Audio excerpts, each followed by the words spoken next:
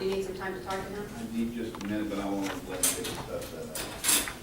I want to make sure we have time for the motion. Yes, ma'am.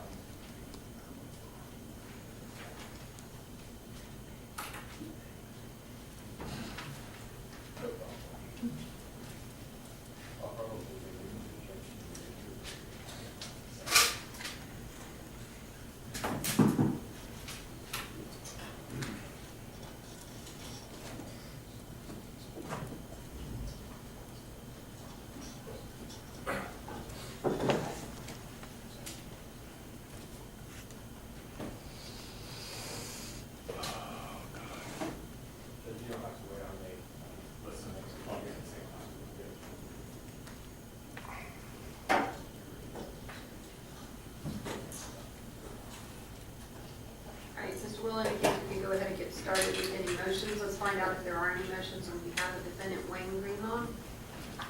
Yes, Your Honor. Good morning. Michael Nappian on behalf of Mr. Wayne Greenlaw. At this time, Judge, the defense would motion this court under Florida Rule of Criminal Procedure 3.380 for a judgment of acquittal as to the charge of first-degree murder. Your Honor, there's three elements in the charge of first-degree murder. Number one, Brian Leverett is dead, and we will concede that point. Number two, the death of cause by a criminal act of Wayne Greenlaw. Your Honor, to prove a criminal act of Wayne Greenlaw, this court would have to find that state has established a prima facie case that Wayne Greenlaw did a criminal act, whether shooting at and hitting Brian Leverett. In order to prove that Wayne Greenlaw acted or committed a criminal act, we're having to disregard or disprove justifiable use of deadly force, defense of himself, defense of others, and also immunity granted by the Florida legislature in 776.013, which is a stand your ground law. Justifiable use of deadly force is an excuse for murder if several elements are met. One, the use of deadly force is justified only if the defendant reasonably believes that force is necessary to prevent imminent death or great bodily harm to himself. And while he's doing this, he is resisting another's attempt to murder him. In this case, Judge, we know from Kurt Madison that Brian Leverett, or an individual he believed to be Brian Leverett, was walking down the street with a shotgun and a flashlight. Another individual emerged between two houses further on down the street carrying a weapon, possibly a rifle, that Brian Leverett aimed first with the shotgun and the flashlight, and the other individual fired first.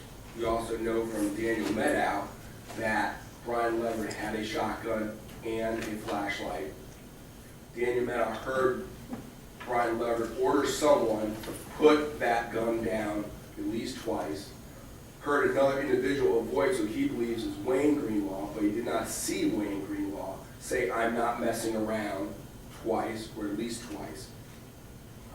At that point, I think everyone agrees that there was a standoff of two individuals pointing weapons at each other. Obviously, that would apply to another's attempt to murder him.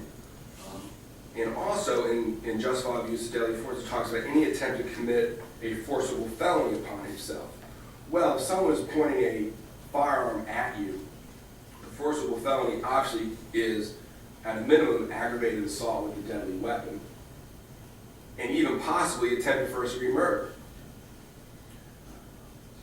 And also, deadly force is justifiable if there is any attempt to commit a forcible felony upon someone else. So, in order to prove that Wayne Greenlaw acted with a criminal intent to kill Brian Leverett, this court had to find that he was not acting in self-defense, that the elements of justifiable use of deadly force do not apply in this case. A person is also justified in using deadly force to defend others.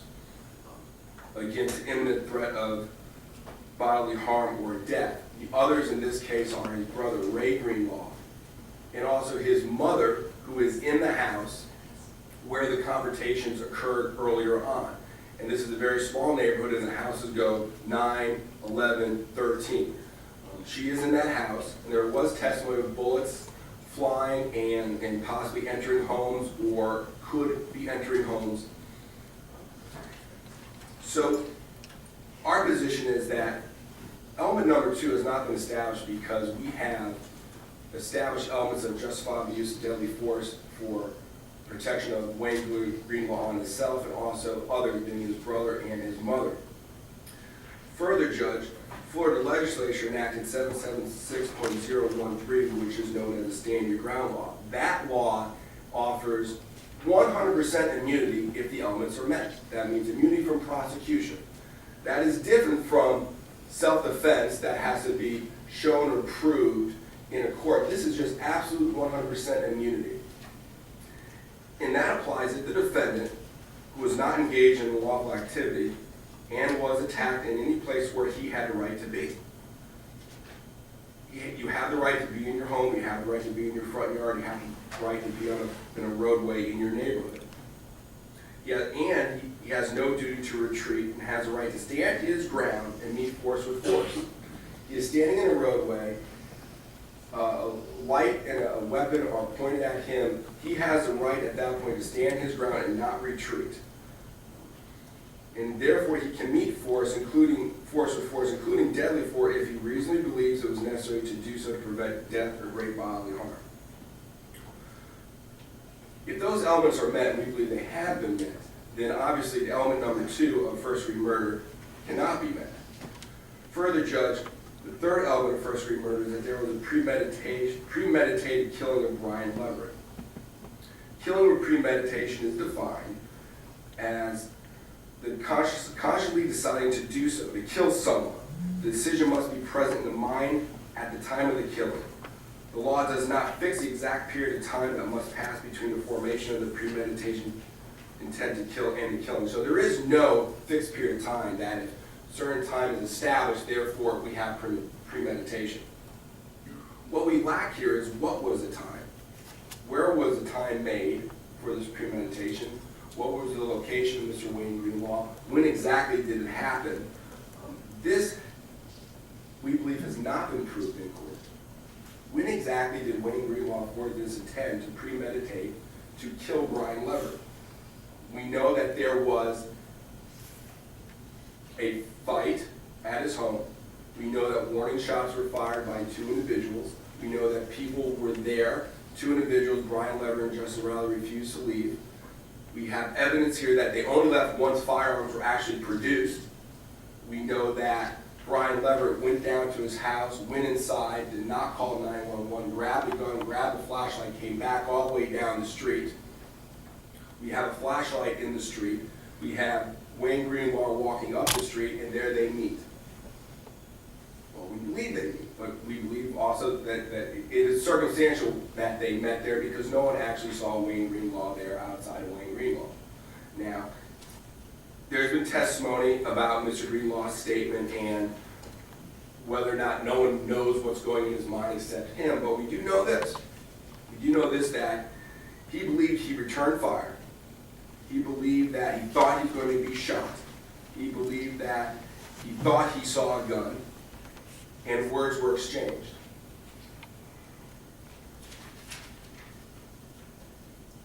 Based on all the evidence established in the court from all the different witnesses and also Wayne Greenlaw, Judge, we feel that the state has not proven a prima facie case as elements 2 because, essentially, number 1, Mr. Wayne Greenlaw acted in self-defense, or he was standing his ground and therefore he was immune from prosecution, and also that the state failed to establish a prima facie case as to the premeditation killing of Brian Leverett, because with the lack of evidence at that point for premeditation.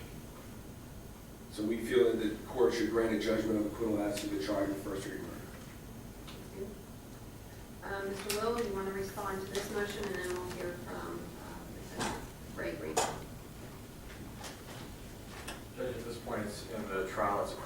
to view the evidence in the light most favorable to the state, given the statements of Wayne Greenlaw to his brother prior to exiting the home that evening. The state believes that they have proved his intent and thus proved a prima facie case of first-degree murder and shooting into a building against Wayne Greenlaw.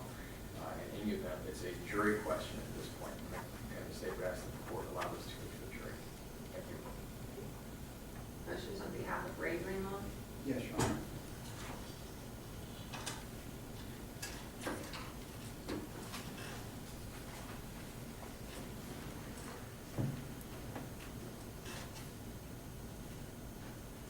Your Honor, I'm first going to deal with go in the sequence of events. So I'm first going to deal with the attempted first-degree murder, the count 2.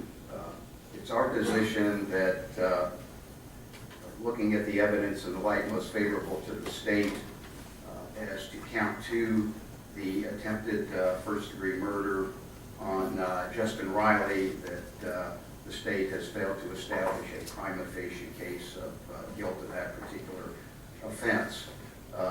Briefly, the court had the opportunity to listen to the testimony regarding that, but it kind of all boils down to a lady by the name of Diane Towsley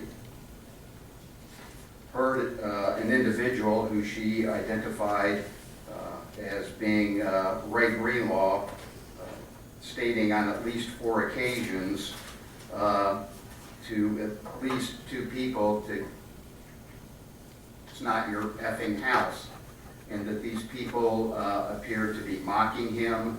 The people would not move. The people were giving Ray Greenlaw a hard time, and she even indicated during her testimony that a couple times it looked like these individuals were coming towards Ray Greenlaw.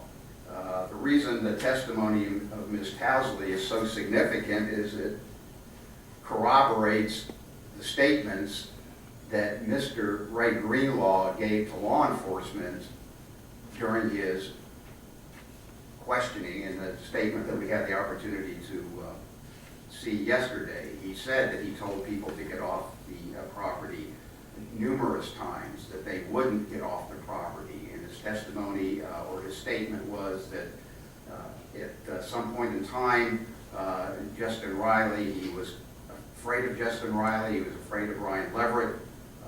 He wanted these people off his property. He went into the home, got a machete, stood out front, told the people again to get off the property, thinking that by showing the weapon, they would comply with his commands. They didn't get off the property.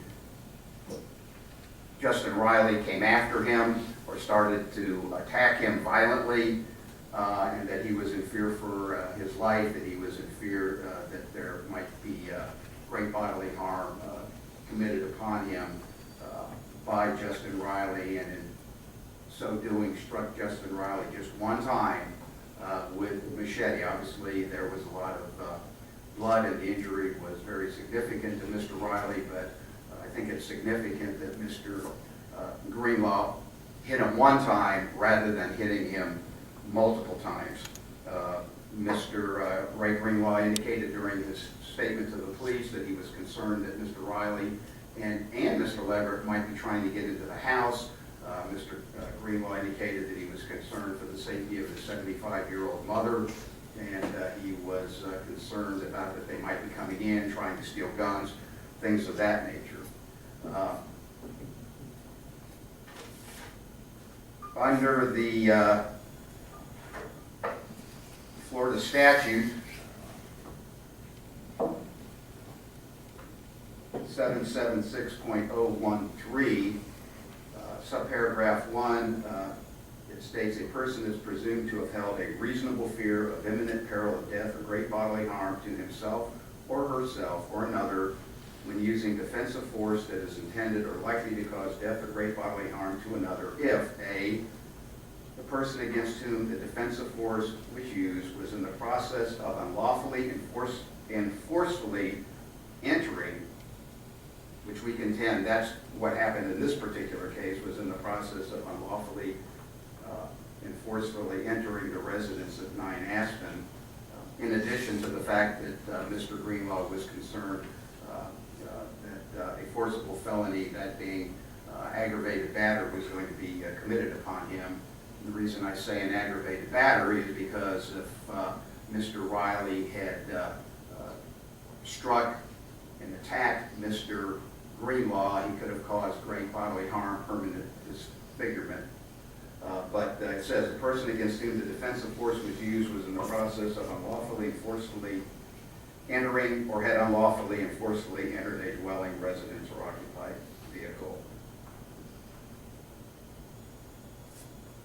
Or if that person had removed or was attempting to remove another against that person's will from the dwelling, and the person who uses defensive force knew or had reason to believe that an unlawful and forcible entry or unlawful and forcible act was occurring or had occurred. In conjunction with that, we have the standard jury instruction on justifiable use of deadly force, where it says the use of deadly force is justifiable only if the defendant reasonably believes that the force is necessary to prevent death or great bodily harm to himself while resisting another's attempt to murder him, or any attempt to commit a forcible felony upon him, which again we contend could be aggravated battery, possibly even burglary of a dwelling. Any attempt to commit a forcible felony upon or any dwelling, residence, or vehicle occupied by him. Additionally, the instruction says a person is justified in using deadly force if he reasonably believes that such force is necessary to prevent imminent death or great bodily harm to himself or another. And again, the significance is another, that being Mr. Ray Greenlaw's mother, or to the imminent commission of a forcible felony against himself or another. Again, the other being the mother of the Greenlaw brothers. In addition, Mr. Greenlaw would have the right to stand his ground. According to the standard jury instruction, it says if the defendant was not engaged in an unlawful activity, and there's no evidence in the record that he was engaged in any unlawful activity, and was attacked in any place where he had the right to be. He had the right to be on his porch. He had the right to be in his front yard. I know there's some dispute whether the incident may have occurred on the front yard or the incident may have occurred on the porch, but he had the right to be on the property of his brother. He had no duty to retreat, and he had the right to stand his ground and be forced with force, including deadly force, if he reasonably believed that it was necessary to do so to prevent death or great bodily harm to himself or another, or to prevent the commission of a forcible felony. There was a lot of questioning during Mr. Greenlaw about why he didn't call 911. There's nothing in the statute, there's nothing in the standard jury instructions that says that, at least in these circumstances, that Mr. Ray Greenlaw had a duty to call 911. He had the right to stand his ground, whether he was standing on the porch at 9 Aspen Street or he was standing out in the yard when he felt that he was going to be attacked. And his statement was that Mr. Riley started to come at him and he was in fear for his safety. Additionally, the standard jury instruction says a person who unlawfully and by force enters or attempts to enter another's residence is presumed to be doing so with the intent to commit an unlawful act involving force or violence. And then it defines residence as means a dwelling in which a person resides either temporarily or permanently, or is visiting as an invited guest. So that would, the 9 Aspen Street would have constituted a residence for Ray Greenlaw. I realize that there is some dispute in the testimony, that being the testimony of Justin Riley. The court can take that testimony for whatever it feels it's worth. The court had the opportunity to see Mr. Riley testify and observe his demeanor when he testified. But as additional evidence to support the Mr. Ray Greenlaw's version of what happened was the cross-examination of Detective Ford, or Investigator Detective Ford with the Volusia County Sheriff's Office yesterday. Mr. Lawrence did 50 minutes of questioning, and part of that questioning was, as part of your investigation, were you able, words to the effect, as part of the investigation, were you able to confirm that Justin Riley came back to the house a second time? Because that's kind of like what's been in dispute here, based on what Greenlaw says, what Diane Towsey says, and what Justin Riley says. And according to the testimony of Detective Ford, as I recall, he testified that evidence indicated that Justin Riley came back a second time and prior to the incident involving the machete. So we feel that's significant, that the lead investigator, or at least one of the lead investigators in the case, confirms that Justin Riley, despite what Justin Riley says, came back a second time, and then, of course, having come back a second time, that's when the incident occurred in the front yard or on the front porch of 9 Aspen Street, which led to Mr. Ray Greenlaw hitting Justin Riley with machete. Additionally, there's nothing in the statute that I could see that says that Mr. Riley, when he felt in fear of these people, had to go in the house and lock his door and not come outside and call 911. He told the police, he went and got his machete. All he wanted to do was scare him, to get him off his property. They had no right to be there. He was asking them continuously to leave. He went back out, and that's when he was attacked by Justin Riley, and in self-defense hit Mr. Riley one time with the machete. So in regards to count 2, we again ask the court to grant a judgment of acquittal. We believe that the evidence in the light most favorable to the state establishes that Mr. Ray Greenlaw was justified in the use of force against Justin Riley, and therefore the court should again grant a judgment of acquittal as to count 2.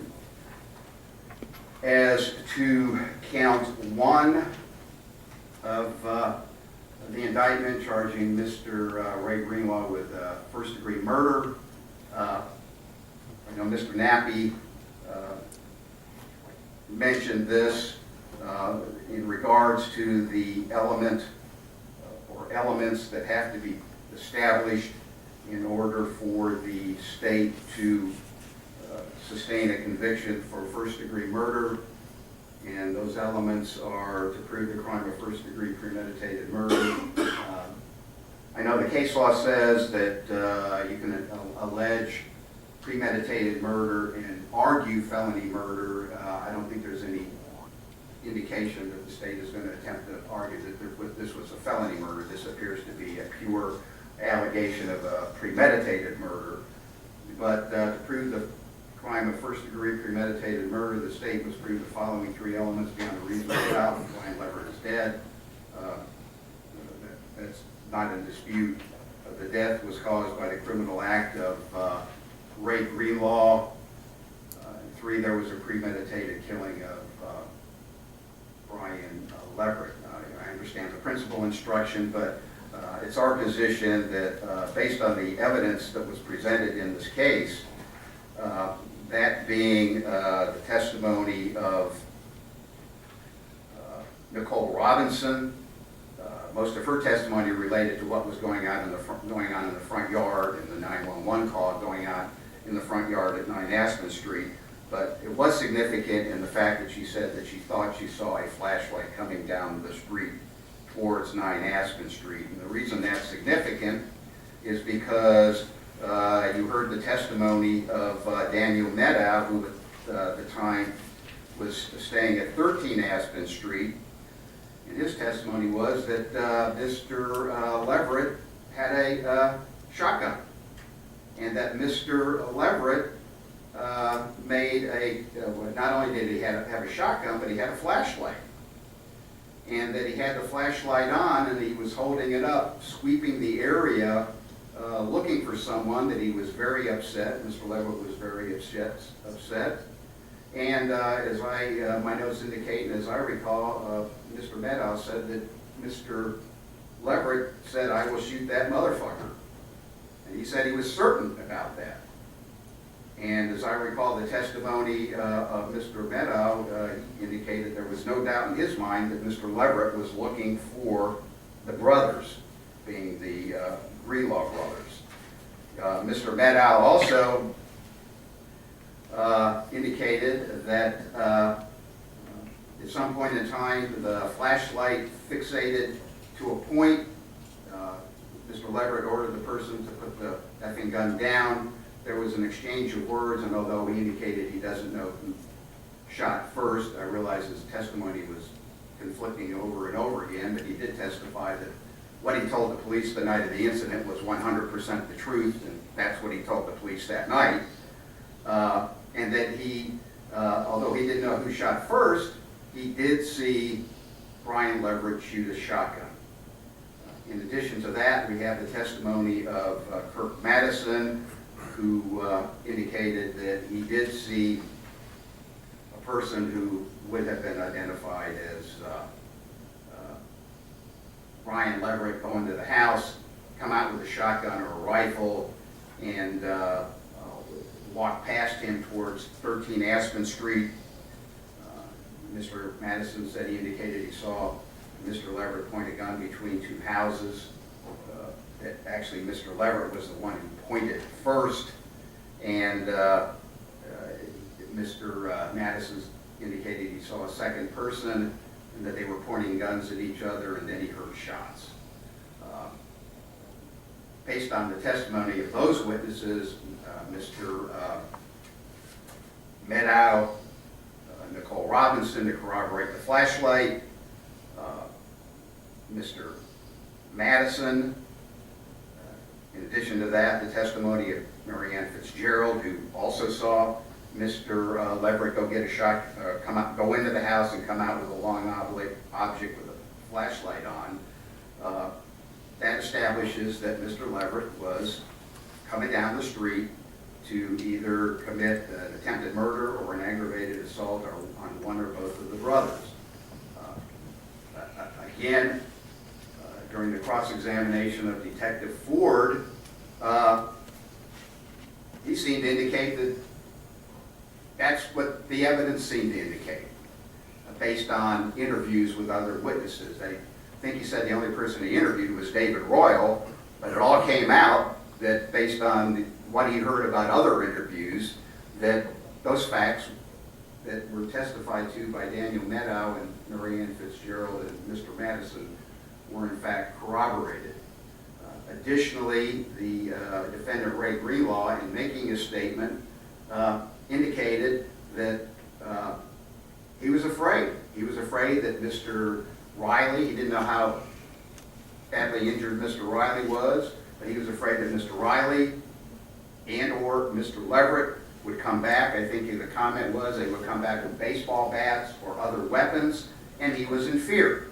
And he was in fear for his mother, that they might come up and shoot into the house, that he was in fear for the safety of his brother, and that when his brother Wayne Greenlaw started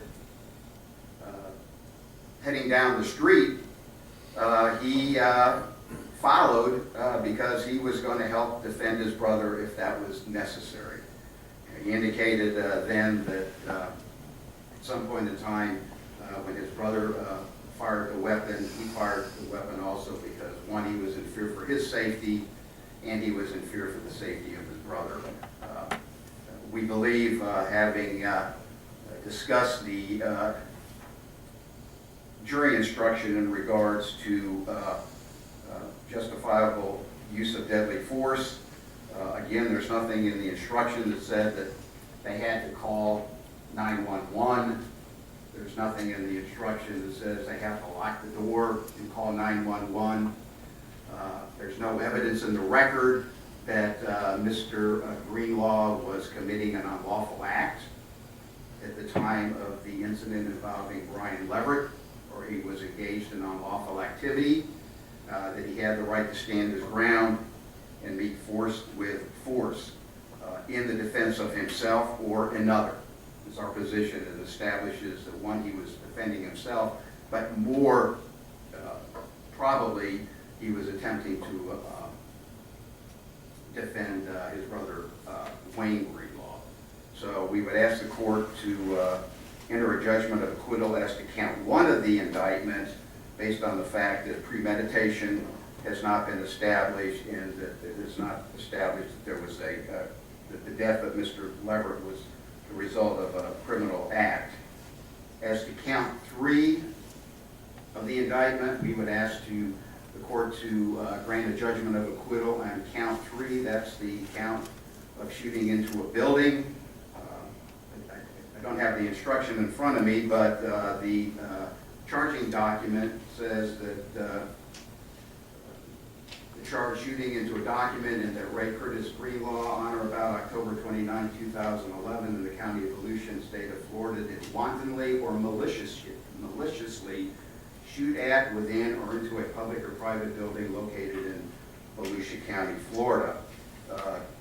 My recollection of the instruction and one of the elements that has to be proven is that the shooting was done maliciously or wantonly. And it's our position that the state has failed to establish a prima facie case that the shooting by Wayne Greenlaw, the shooting by Ray Greenlaw was done wantonly or maliciously.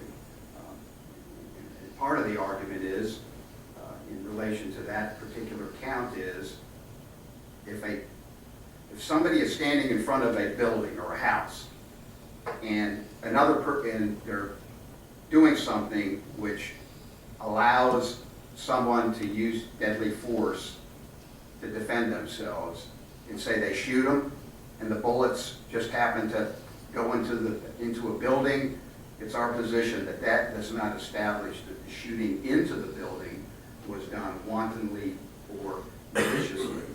And because that is the scenario that happened in this case, the state has failed to prove a prima facie case that the shooting into 13 Aspen Street was done wantonly or maliciously. And for that reason, we would ask the court to grant a judgment of acquittal as to count 3, the shooting into a building. Thank you. Thank you, Mr. Donovan. Mr. Will?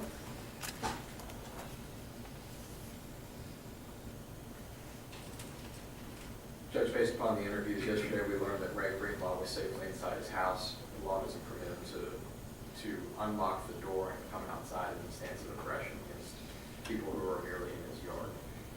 From the moment that he took protection inside his house and broke the barrier, broke the plane of the threshold, he was the aggressor in this incident, and as such, he's responsible for the events that occurred. At this point in the proceeding, the court is to look at the evidence in light most favorable to the state. The state has proved a prima facie case, at the very least, of attempted murder, shooting into a building, and murder in the first degree. The state believes it has proved its case beyond every reasonable doubt. But either way, this is a jury question that should be resolved by the jury. All right, initially, I'll just make a comment for clarity of the record. The issue of immunity is not appropriate at this time, as the court has already addressed that, and the court's order on the use of stand your ground for purposes of immunity was taken to the 50 CA on a writ of prohibition, and this court was affirmed on the issue of immunity. That order specifically indicated that although the claim of immunity was denied, that defendants are not precluded from submitting the claim of self-defense. So no further comments on the issue of immunity raised by Mr. Nappy will be addressed based on the procedural posture of that aspect. The appropriate standard on a motion for judgment of acquittal is to view the evidence in the light most favorable to the state.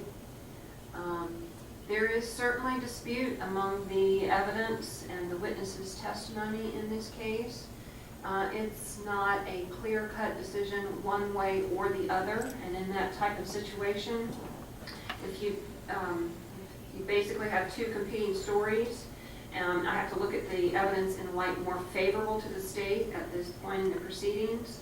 There is a view of the evidence that a jury could take to believe the state's case. There's also a view that the jury could take to believe either of the defendant's cases on any of the charges against either of the defendants. Defendants' explanations are potentially reasonable, but they are not unrebutted by the state's witnesses, and both have to be met in order for a judgment of acquittal to be granted. So for those reasons, I will deny both the motion for judgment of acquittal on behalf of Wayne Greenlaw and on behalf of Ray Greenlaw. Are there any other motions that defense have at this time? On behalf of Wayne Greenlaw, no. No motion, but I would like to approach if we could. Okay, just a second, let me find out, are there any additional motions? No, Your Honor. All right?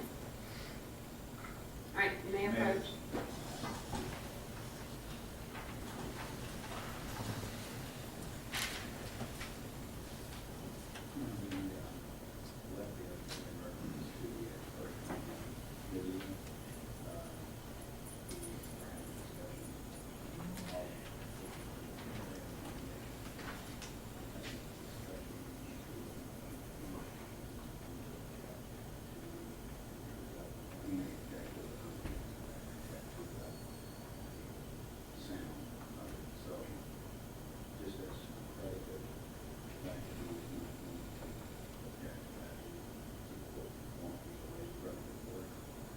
No, I don't. If you have an objection, you may need to address that. Unnecessary.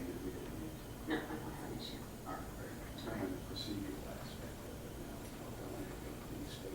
Right, but your opening statement will be at the beginning of your case, correct? So we're gonna. I'm confused as to how this is going to work. These witnesses are all our witnesses. That's between the two of you, but I mean, the way that we've been doing this all along is Wayne Greenlaw goes first, Ray Greenlaw goes second. When you're done with your case, then we'll go to Ray Greenlaw's case, and that's when your other case is appropriate.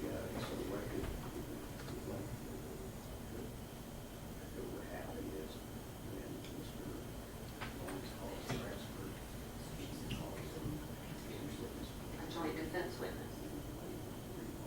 That's fine.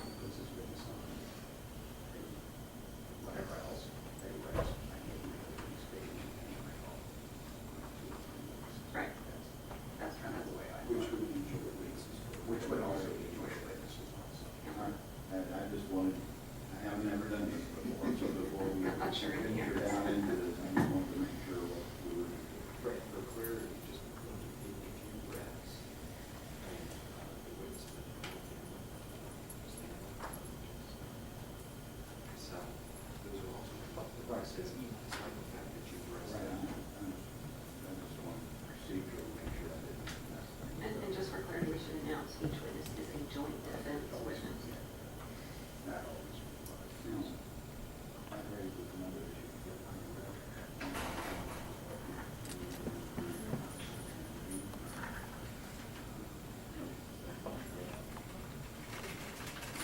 My decision is to do it, and this is the objection, my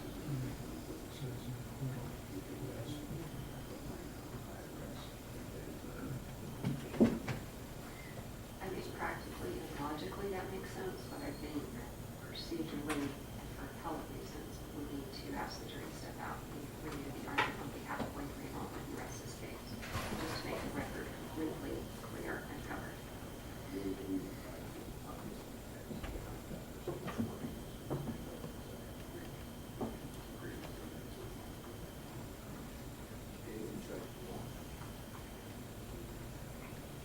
No. Let's see how long it takes, and maybe time for a break, so we'll see how it goes. Okay.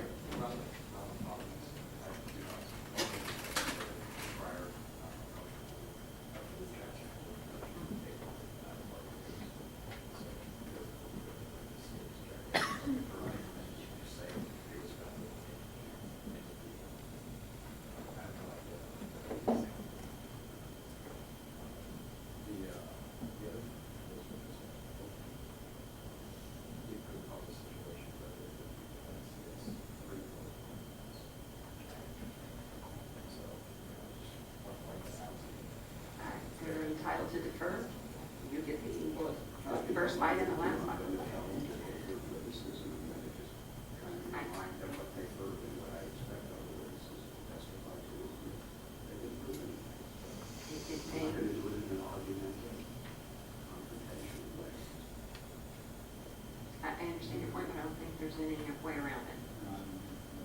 It is what it is.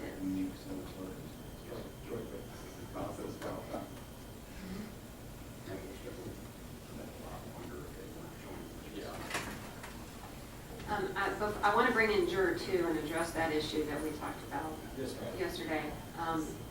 However, I'm not sure, I don't believe that council were made aware of another issue that Deputy Murchison raised. I think this was to me after everyone was left. And that is, and I don't want to misstate, but I think I've got it correctly, and she can correct me if I'm wrong. Juror number 14, when I made the announcement about this was rolling over to Monday, they were taken back into the jury room. Very forcefully and angrily threw his cup into the trash can.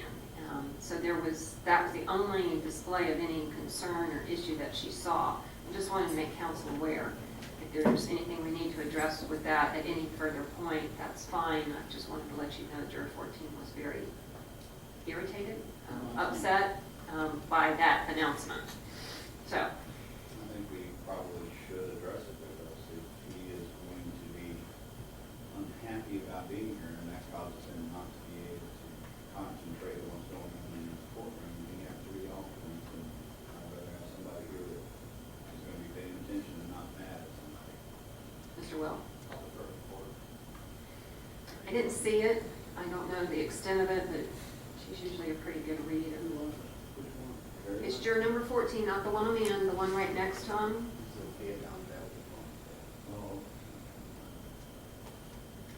If I were to address him, do you want me to do it solely, or do you all want to inquire further? Or you do it if you. I'll give you an opportunity.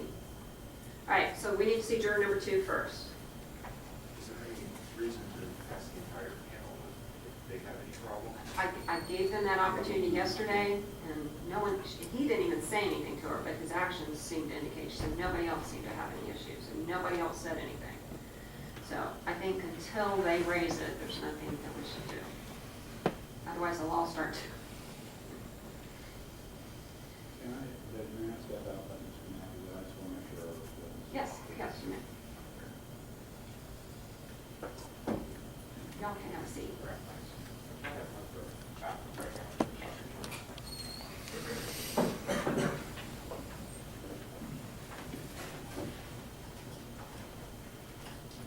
Straight up to you, or? Yes, I think so. No, you don't have to come, no, you're fine. I just don't want you to feel like you have to come that close. I have to put this on the record. We heard the unfortunate news of your employment situation. I know you relayed that to Deputy Murchison, and that you had asked for some assistance to the extent that we could. Unfortunately, I can't specifically give you any assistance or any specific legal advice. However, what I can tell you is that, number one, the firing of any employee for the purpose of them serving jury duty is against the law. The best that we can do for you is to, I've spoken with the attorneys. Obviously, we cannot, we can't tell you who to go talk to, but we can give you a list of attorneys that work in this area of the law. For your information, this area of the law, when you have that kind of dispute against an employer, these attorneys, for the largest part, do not require money up front. They get their fees from the employer if and when they prevail. There may be EEOC, the Employment Commission. They may file a claim there. They may file a claim in state court. None of that do I know exactly how your claim would be handled, but that's why you need to speak to an attorney in that field of law. So all of the attorneys, without giving you any indication whether it came from the state, whether it came from the defense, are going to put together a list of the attorneys. When this case is over on Monday, as you leave, you get a work excuse, which you're going to want to keep. You're going to get some other documentation, and in your packet, there'll also be a list of those attorneys, and we'd suggest that you call them as soon as possible. I'm sorry we can't do more, but I did want to let you know we're going to at least do that and give you that information. All right. If you would step back outside, and then we'll see, bring in juror number 14.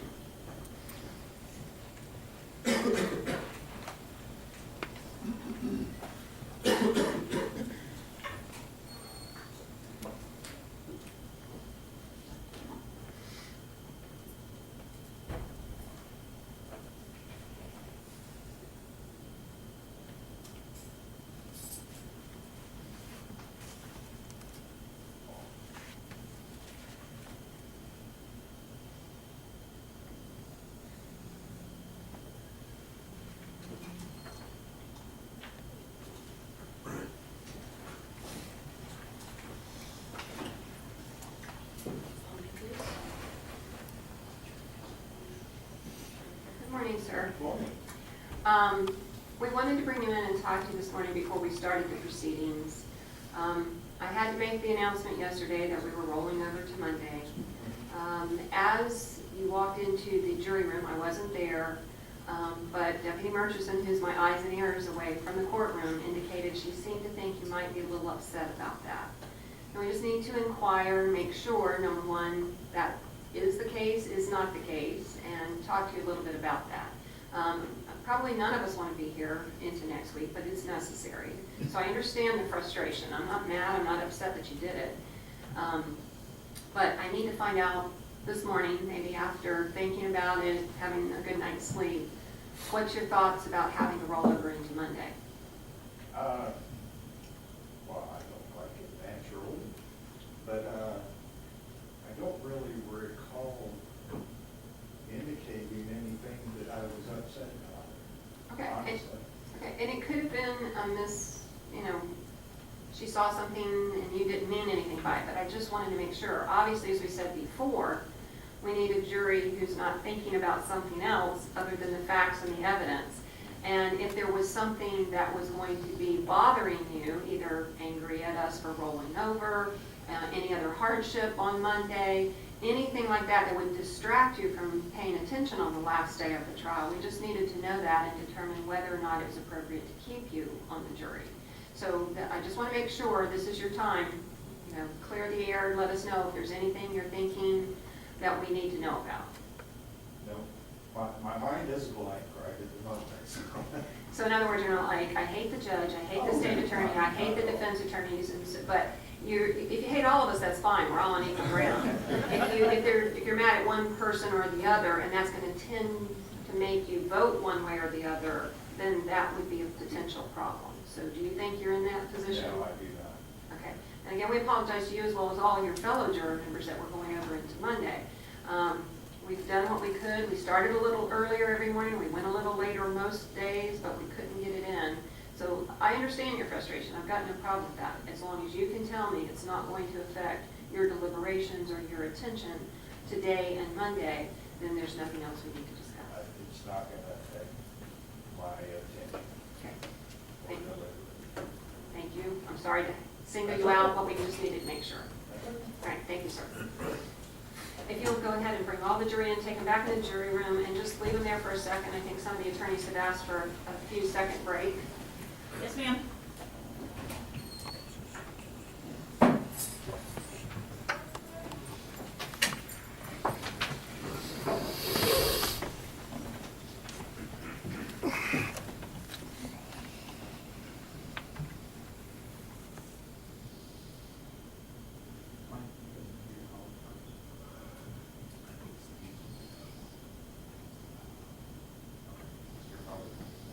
Jury.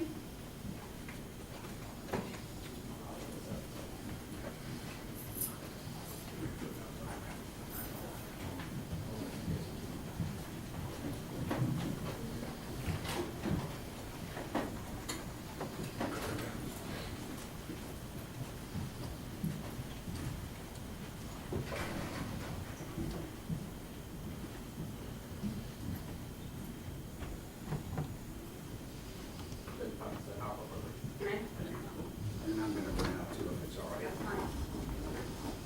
And be back as soon as we're ready.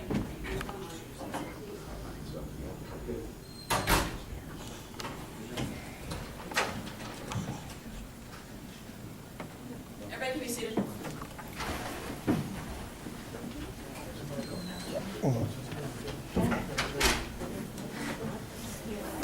Yeah. What's going on? I'm leaving. I'm not close. Yeah, going to get my drink. I got a drink.